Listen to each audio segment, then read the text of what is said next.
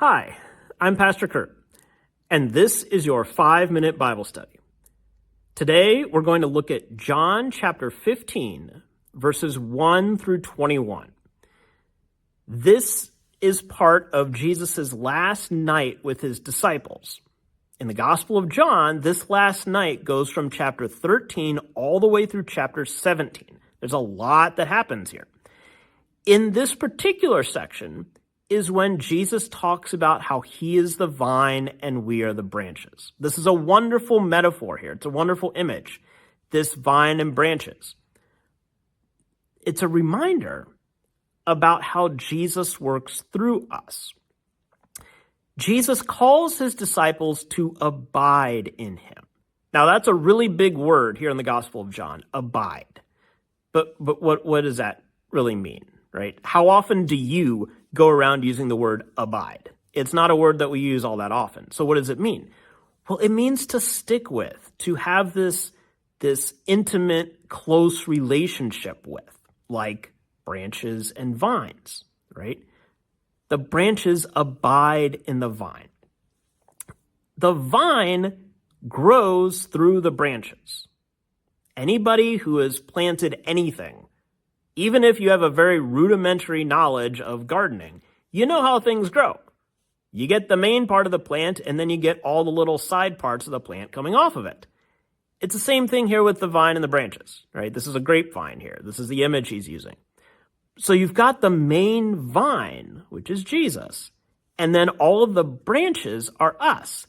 That is how he reaches out to the world, through his disciples, through us, because we abide in him and because he abides in us. The branches need the vine in order to stay alive. They need that nourishment and that growth. And the vine needs the branches in order to reach out, right? It's this partnership, this relationship. This is what it's like when we have a relationship with Jesus. We are so close to him that he can work through us. He nourishes us, he feeds us, and he is able to reach out to the world through us. He is able to reach out to the world through you. In this section, Jesus also tells his disciples to love one another as I have loved you. Now, loving one another is not a new idea, right? It had been around before. But Jesus says, love one another as I have loved you. So how does Jesus love? He loves through sacrifice, through giving, through generosity, through laying his life down for others. So often in our culture, we throw around this word love. I love this, I love that. But what we usually mean is I really, really like something. That's not really what love is about. Love means that you put the other person before yourself. Or in other words, you sacrifice yourself for them.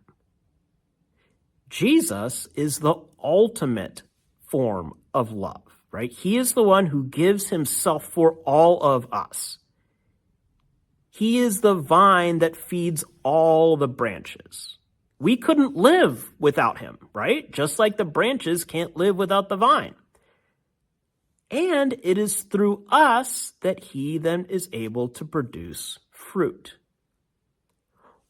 When something happens in your life and you can see that it was God kind of working through you, and like you take a step back and you realize, like, I couldn't have done that on my own. That was clearly God at work, right? We can't take the credit for that kind of stuff, folks. This is God's action. This is him working through us to produce the fruit. And Jesus is calling his disciples to produce that fruit.